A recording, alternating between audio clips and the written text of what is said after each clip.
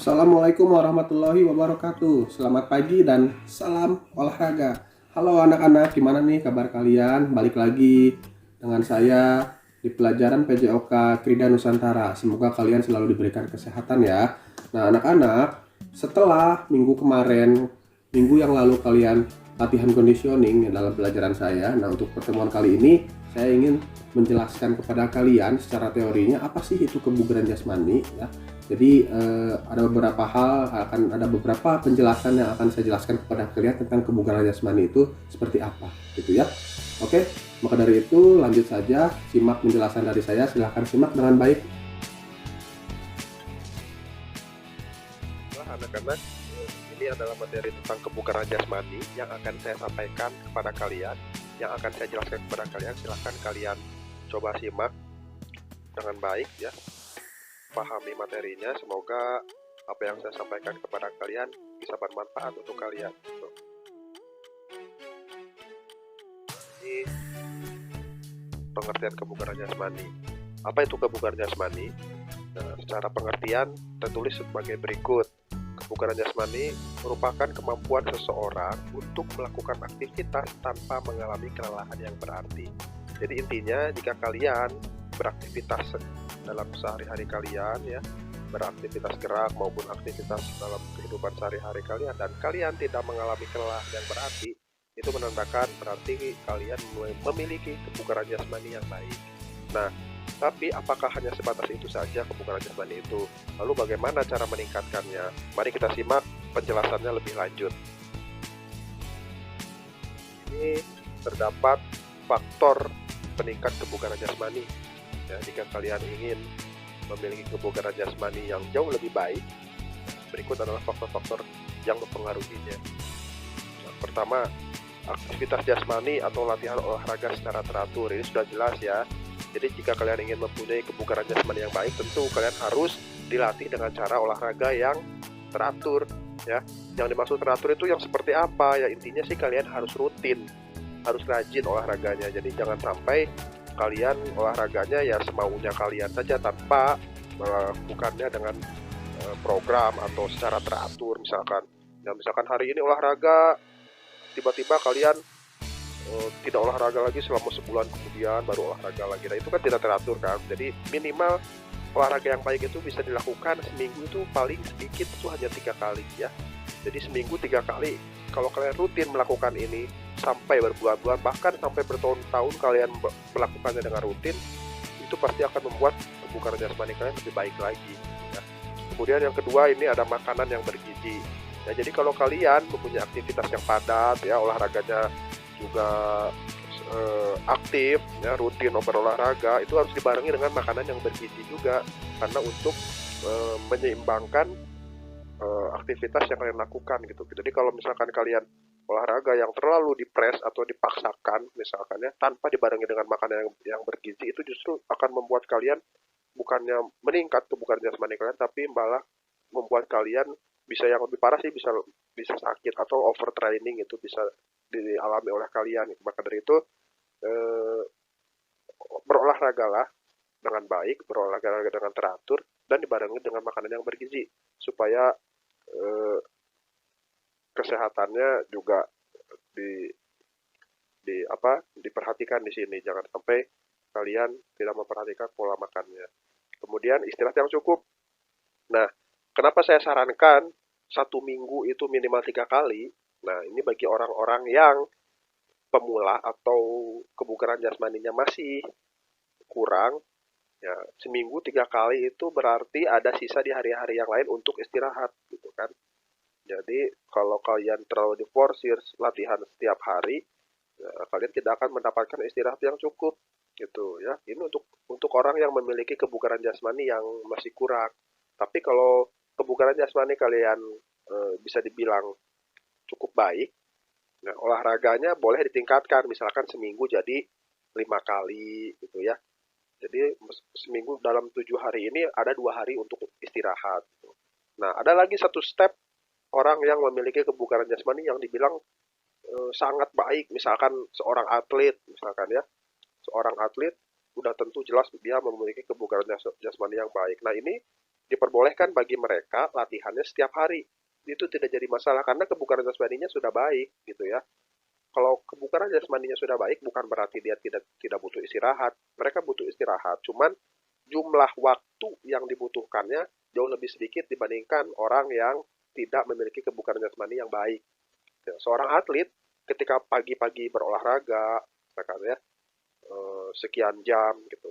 Setelah itu mereka istirahat sejam 2 jam, eh, tubuh mereka sudah mulai normal lagi gitu. Sudah istirahatnya bagi mereka sudah cukup karena mereka atlet, fisiknya sudah bagus. Nah, berbeda dengan orang yang kebugaran jasmaninya masih kurang. Misalkan hari ini latihan, olahraga, capek. Nah, dia tidak akan sanggup untuk memaksakan olahraga di keesokan harinya karena tubuhnya perlu istirahat untuk memulihkan kembali agar dia bisa beraktivitas dengan normal lagi gitu. Ya ini ada tingkatan perbedaan, maka dari itu kalian harus eh, memahami dulu kondisi kalian itu seperti apa gitu ya. Apakah termasuk ke dalam orang yang kurang, cukup, baik atau sangat baik. Ini pola olahraganya harus diatur di situ ya. Kemudian nah ini manfaat kebugaran jasmani ya untuk kesehatan. Yang pertama, meningkatkan sistem sirkulasi darah, sistem saraf, dan fungsi jantung. Nah, ini sudah jelas ya. Jadi kalau misalkan kalian sehat, olahraganya rutin, teratur, rajin, ya, ini kalian juga akan sehat gitu ya. Nah ini fungsinya juga kalau kalian sebagai pelajar di kelas tuh nggak mudah ngantuk, apa yang diajarkan oleh guru mudah diserap oleh otak kalian, jadi nggak apa ya nggak lemot lah kalian otaknya gitu. Kalau kalian rajin olahraga dan kebugaran jasmaninya baik, ini sirkulasi darah, sistem saraf, dan fungsi jantung itu membuat otak kalian juga jadi fresh semuanya. Ya, kemudian meningkatkan komponen kelentukan, stamina, dan kecepatan. Ini lebih ke fisiknya ya. Jadi intinya kalau kebugaran jasmani kalian, kalian itu kalau kebugaran jasmaninya baik, otomatis gerak-gerik kalian juga kelihatan lebih bertenaga, nggak loyo lah gitu. Ibaratnya kalau kelihatannya dari orang luar itu lebih aktif, orangnya aktif, gerak gitu, nggak lembek tuh. Gitu. Kemudian mempercepat pemulihan fungsi organ tubuh setelah berlatih atau bahkan dalam kondisi tertentu, misalnya ibu hamil, orang tua, atau pemulihan setelah sakit. Nah, biasanya kalau orang yang memiliki kebugaran jasmaninya baik, ketika dia sakit atau pasca operasi, itu pemulihannya akan jauh lebih cepat dibandingkan orang yang kebugaran jasmaninya kurang baik. Ya, jadi eh, apalagi kalian masih muda ya, terus kalian sehat, bugar, jasmaninya juga bagus, terus kalian habis operasi, saya yakin pemulihannya jauh lebih cepat dibandingkan orang-orang biasa yang bukan jasmaninya kurang baik gitu ya. Ini manfaatnya seperti itu. Kemudian nah ini untuk atlet ya. Untuk atlet-atlet yang kebugaran jasmaninya baik, ini prestasi juga bisa meningkat ya. Jadi eh, kalian bisa lihat atlet-atlet nasional kita yang berprestasi sampai ke luar negeri itu latihannya juga penuh perjuangan sehingga kebugaran jasmaninya baik dan prestasinya juga meningkat gitu ya. Lanjut ke komponen. Nah, ini dia komponen. Kebugaran jasmani itu apa sih sebetulnya? Bukan hanya soal pengertiannya saja seperti apa, tapi juga terdapat isinya. Itu apa saja. Nah, sebetulnya komponen kebugaran jasmani itu ada banyak ya. Kurang lebih ada 10-an komponen bahkan lebih. Tapi saya ambil 6 komponen saja yang secara garis besar ini akan paling menunjang untuk yang paling mempengaruhi untuk meningkatkan kebugaran jasmani kalian. Nah, nah jadi komponen kebugaran jasmani itu merupakan bagian dari satu kesatuan kondisi tubuh yang tidak dapat dipisahkan. Aktivitas kebugaran inilah yang harus dikembangkan dan dilakukan. Nah, berikut merupakan komponen kebugaran jasmani. Yang pertama, kekuatan ya, atau strength. Gitu. Kemudian kelincahan, kelenturan, lanjut daya tahan, ada daya ledak atau power ya. Kemudian terakhir ada kecepatan. Nah, kalau kalian ingin kebugaran jasmani kalian baik, ya, latihlah semuanya ini. 6 komponen ini silahkan kalian latih gitu dengan teratur, dengan program tentunya, jangan asal-asalan. Nah, jadi kalau kekuatannya bagus, kelincahannya bagus, kelenturannya bagus, daya tahannya bagus, daya ledak bagus, kecepatan bagus, otomatis kebugaran jasmani kalian juga akan baik gitu. Jadi kalau kalian latihannya misalkan hanya kekuatan saja atau daya tahan saja nih, berarti kan pelincahan, kelenturan, daya ledak dan yang lainnya tidak dilatih, berarti ya kalian tidak bisa disebut bagus kebugarannya karena yang kalian latihan hanya beberapa komponen saja. Jadi kalau kalian ingin kebugaran jasmani kalian baik, latihlah semuanya ini. Ya. Nah kebanyakan anak rida itu hanya olahraganya kalau saya lihat nih ya, kebanyakan mereka itu hanya melatih kekuatan dan daya tahan saja. Nih, kekuatan otomatis kalian emang sering ya latihan push up, sit up, pull up atau yang lainnya ya, itu kan kekuatan kan. Nah, kemudian daya tahan udah jelas kalian lebih sering lari, ya berenang dan lain sebagainya itu kan melatih daya tahan. Sementara kelincahan, kelenturan, daya ledak, kecepatan itu jarang sekali ada anak rida yang latihan itu gitu. Nah, jadi kalian itu hanya bagus di kebugaran di dua komponen ini saja, kekuatan dan daya tahan. Sisanya eh, ya masih kurang lah, mungkin masih banyak eh, banyak anak rida yang kurang melatih ini gitu. Maka dari itu silahkan nanti kalau sudah paham selain latihan kekuatan atau daya tahan, latih juga semuanya ini. Nah, cara latihannya seperti apa? Kita bahas satu persatu ya. Nah, ini bentuk latihan setiap komponen. Nah, latihan kekuatan dulu nih. Yang pertama, nah, definisinya nih, kekuatan adalah kemampuan otot dalam tubuh untuk memikul beban atau melakukan aktivitas. Setiap individu memiliki batas kemampuan masing-masing dalam menggunakan ototnya untuk melakukan aktivitas. Ya, saya jelaskan sekali lagi, kalau yang namanya aktivitas fisik atau kekuatan fisik, daya tahan tubuh kalian terhadap kemampuan gerak kalian itu setiap orang memiliki kemampuan yang berbeda-beda. Ada orang yang terlahir sudah dengan bakat alaminya dia kuat, dipoles sedikit saja dia akan cepat untuk meningkatnya. Tapi ada orang yang terlahir dengan kemampuan fisik yang kurang baik ya. Jadi misalkan dia sejak lahir ada emang alaminya dia emang kurang bagus lah kebugaran jasmaninya, maka dari itu ketika dia dipoles, dipaksakan latihan untuk meningkatkan komponen kebugaran jasmaninya, dia akan jauh lebih lama daripada orang yang mempunyai bakat alami yang baik gitu ya. Jadi tiap orang beda-beda, jangan disamakan. Jadi karena tiap orang memiliki kemampuan yang berbeda, jadi porsi latihan atau cara latihannya pun harus berbeda-beda sesuai dengan kemampuannya masing-masing. Nah, kekuatan otot dapat ditingkatkan dengan melakukan berbagai latihan fisik secara rutin dan teratur. Yang tadi sudah saya jelaskan ya. Beberapa bentuk latihan fisik yang dapat meningkatkan kekuatan otot diantaranya, nah ini udah tahu pasti semua ya, sit up untuk memperkuat otot perut, ini latihan kekuatan semuanya. Latihan push up, memperkuat otot lengan, squat jump, ya untuk tungkai perut juga terlatih sedikit, pull up ya, untuk melatih bahu dan tangan. Nah, ini semuanya latihan untuk melatih kekuatan kalian dan lain-lain. Ya, ini kekuatan saya rasa anak rida udah ini ya, udah makanan sehari-hari kalian lah latihan ini gitu ya. Jadi kalian juga sudah paham ya untuk melatih perut latihannya apa, dada apa, ya untuk tungkai apa, ya untuk upper body apa, lower body apa, kalian sudah paham saya rasa untuk latihan kekuatan. Komponen kebugaran seperti yang selanjutnya. Nah, ini kelincahan. Nah, kelincahan itu seperti apa? Cara latihannya. Nah, ini ada pengertiannya ya. Kelincahan adalah kesanggupan otot tubuh melakukan gerakan cepat pada posisi yang berbeda-beda. Misalnya gerakan berpindah dari kiri ke kanan, dari depan ke belakang.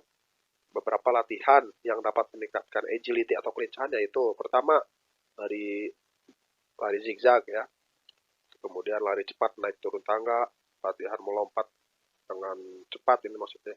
Nah, sebetulnya latihan kelincahan itu banyak ya. Lari sprint juga itu latihan kelincahan, tapi eh, yang lebih dominan itu ini nih, latihan kelincahan.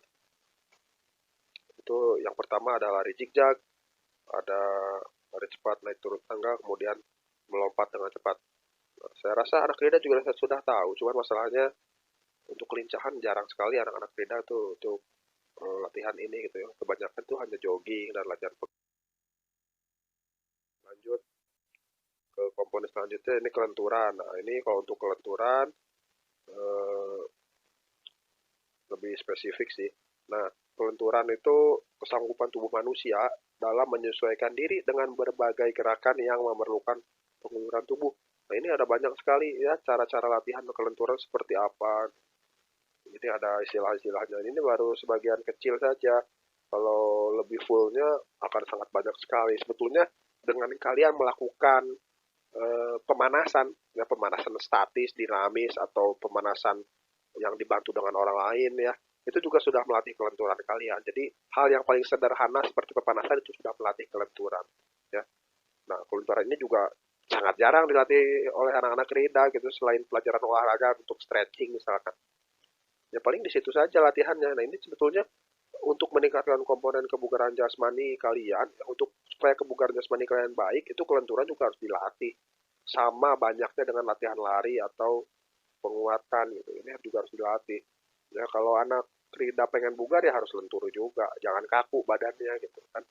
Nah, makanya kenapa sering ada materi-materi senam lantai kayak gitu, itu bukan hanya semata-mata sekalian dipaksa untuk bisa guling-gulingan gitu ya. Itu juga untuk melatih kelenturan kalian supaya kalian tuh masih muda harus bugar gitu kan. Salah satunya harus lentur di sini. Kemudian lanjut daya tahan. Nah ini daya tahan sudah familiar lah untuk anak-anak rida ya. Udah nggak aneh lagi. Pasti mikirnya ini lari ini. Nah itu juga udah makanan sehari-harinya kalian sebagai anak rida pasti banyak lari kalian. Nah, daya tahan adalah kemampuan seseorang untuk melakukan kemampuan kerja dalam waktu yang relatif lama. Berikut merupakan cara latihan daya tahan. Nah, ini ada 4 contoh, ini semuanya lari ini. Dari nomor 1 sampai 4, itu semuanya lari. Untuk ini lebih fokus sih daya tahan jantung dan paru-paru ya. Nah, ini contohnya ada interval training, cross country, fartlek, tabataran. Ini semuanya lari, cuma cara larinya berbeda-beda ya. Ini kalau interval training eh, itu lari menggunakan durasi waktu ya, sekian meter harus sekian waktunya, sekian meter harus sekian. Jadi ini lebih ke durasi waktu sih kalau interval training ya. Lumayan ini capek juga nih, tapi manfaatnya benar-benar akan dirasakan nih, daya tahan lari kalian jadi lebih baik nanti. Cross country ini istilah untuk orang yang berlari di lintas alam, misalkan ya naik turun gunung, keluar keluar trek lah, ini untuk orang-orang yang lari keluar trek atau di jalanan lintas alam. Jadi jalanan trek lari kalian itu fluktuatif atau kadang naik, kadang menurun, kadang datar jalanannya. Nah ini namanya cross country ya. Kemudian fartlek. Kalau fartlek itu eh, lari ya kayak naik turun tangga gitulah. Cuman rutenya lebih lebih jauh, tapi eh, lebih jauh tapi naik turun tangga gitu ya. Kayak itulah kalau di Krida itu kayak tangga aborsi gitu, cuman jaraknya akan lebih jauh. Nah, kemudian tabataran, ini misalkan tabataran lari itu kayak kita pernah melakukan nih sebetulnya ya. Jadi di lapangan yang memanjang kalian jogging, yang melebarnya sprint, yang memanjang jogging lagi, lebarnya sprint. Nah itu kan itu ketika latihan di lapangan di track, ketika lari itu namanya tabataran gitu ya.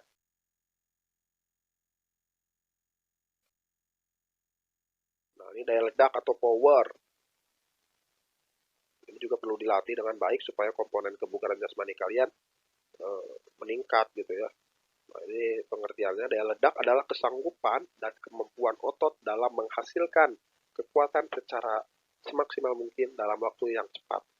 Sebagai contoh, kemampuan seorang atlet angkat besi dalam memikul beban dalam waktu tertentu. Kemampuan daya ledak dapat ditingkatkan misalkan dengan latihan yang pertama vertical jump ya. Ini tungkainya akan terlatih ya. Vertical jump itu lompat setinggi-tingginya itu vertical jump. Jelas tungkai kalian akan terlatih di situ ya. Jadi power atau daya ledak itu sesuatu gerakan yang meledak-ledak ya, seperti vertical jump ini lompat itu meledakkan. Front jump ya. Ini untuk melatih betis dan tungkai, set jump. Jadi sesuatu hal yang meledak ya, lompat-lompat itu eh, melatih ini daya ledak kalian, power kalian. Nah, ini saya ambil contohnya untuk latihan tungkai ya. Tapi ada lagi untuk latihan power lengan bagaimana? Ya bisa dengan clapping push up gitu ya. Dan lain-lain masih banyak lagi. Nah, silakan untuk kalian yang ingin kebugaran jasmaninya baik ya lain latihan lah, powernya juga dilatih gitu, supaya semua komponen kebugaran jasmani yang ada itu terlatih dengan baik. Kemudian lanjut, eh, nah kecepatan udah saya yakin anak Rida juga sudah pada tahu, cuma masalahnya jarang dilatih ini. Ya.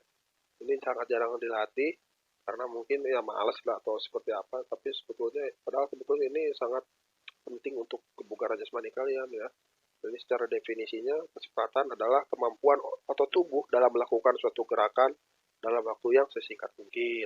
Ya umumnya kecepatan dibutuhkan dalam bidang olahraga tertentu seperti misalkan atletik ya, lari sprint, berenang, itu kecepatannya berlomba-lomba, terus dayung, masih banyak lah. Nah ini cara latihannya lari sprint 40-60 meter, lari naik bukit atau uphill, dan menurun bukit atau downhill. Nah ini, nah sebetulnya untuk kecepatan itu, speed atau kecepatan itu adalah salah satu komponen kebugaran jasmani yang paling sulit untuk ditingkatkan. Ya ini memang sudah alamiahnya dari sana bahwa kecepatan itu memang sulit untuk ditingkatkan gitu. Ya. Yang sering latihan aja kecepatannya sulit meningkatnya gitu. Kalaupun meningkat tuh hanya sedikit. Nah, bayangkan apalagi yang tidak pernah dilatih ini.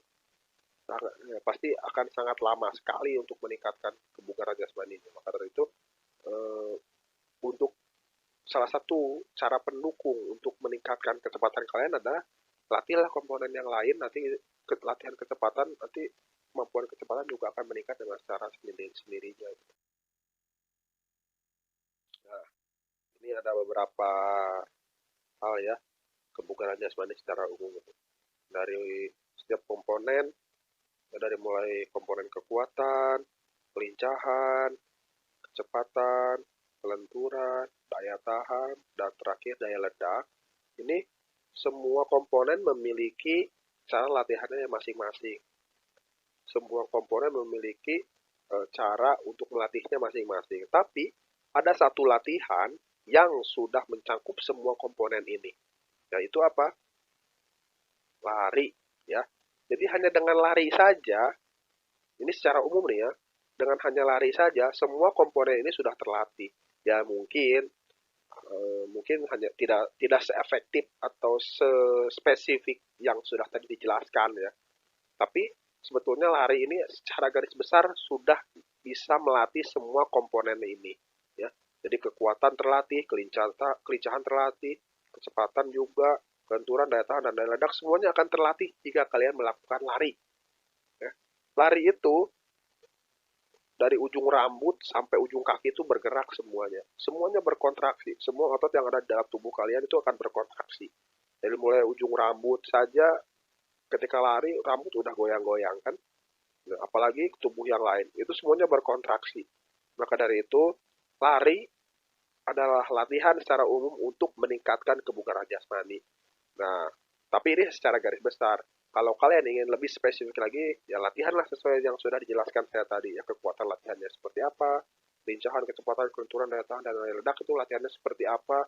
Ya, masing-masing punya ciri khas latihannya yang berbeda gitu. Tapi kalau kalian pengen secara garis besar ya dengan lari pun sebetulnya sudah cukup gitu untuk meningkatkan kebugaran jasmani. Jadi eh, kalau ada yang bertanya, Pak, bagaimana? Misalkan saya pengen larinya cepet nih, atau daya tahan lari saya ada peningkatan seperti apa? Terus saya perasaan tiap hari latihan lari, tapi kok larinya gitu-gitu aja sih, susah meningkatnya. Nah, ini jawabannya adalah ini dia keenam komponen ini silahkan latih. Ya, kekuatan latih tadi latihannya seperti apa, kelincahan seperti apa latihannya, kemudian kecepatan latihannya juga bagaimana. Tadi sudah dijelaskan satu persatu. Kelenturan latihannya gimana, daya tahan dan daya ledak pun cara latihannya seperti apa. Latihlah semuanya. Nah, saya jamin lari kalian juga akan meningkat. Kalau 6 komponen ini, latihan cara 6 komponen ini kalian sudah baik dan sudah meningkat, lari pun akan meningkat nanti kemampuannya gitu ya. Nah, saya jelaskan sekali lagi, olahraga akan menurun kualitasnya jika kalian sudah 3 hari minimal minimal paling cepat itu 3 hari itu tidak latihan lagi, itu kemampuan olahraga kalian akan menurun gitu. Ya, jadi ya, misalkan si si A ini seorang atlet dia rajin olahraga, larinya rutin, olahraga fisiknya juga rutin. Tapi 3 hari dia kena sakit, misalkan tidak lakukan olahraga, ya dia kemampuan fisiknya akan menurun setiap 3 hari. Apalagi kalau yang 4 hari, 5 hari, 1 minggu, 1 bulan, 1 tahun tidak olahraga, ya bisa ditebak sendiri lah kemampuan olahraganya seperti apa, gitu ya. Maka dari itu rutin lah olahraga minimal seminggu 3 kali bagi yang eh, kebugaran jasmaninya masih kurang 3 hari. Nah, kalau yang sudah baik ya sebetulnya tiap hari juga bisa. Cuman kita harus mikir, kita yang bisa merasakan sendiri kondisi tubuh kita itu seperti apa gitu, masih kuat apa tidak. Gitu. Jadi tetap perhatikan porsi latihan dan makanan yang bergizi untuk kalian. Dan juga pola istirahat yang cukup gitu ya. Nah, ini adalah slide yang paling kalian tunggu-tunggu ya. Terima kasih. Segitu saja penjelasan dari saya. Sebetulnya ini penjelasan kebugaran jasmani secara singkat ya, secara garis besar saja. Jadi kalau misalkan ingin lebih mendalam lagi, tentu penjelasannya akan jauh lebih lama dan tidak mungkin saya jelaskan di sini ya, karena durasinya akan sangat lama sekali. Jadi hanya itu saja yang bisa saya sampaikan. Semoga bermanfaat untuk kalian, semoga kalian paham, dan jika ada sesuatu hal yang belum kalian pahami bisa tanyakan lebih lanjut kepada saya. Oke, terima kasih.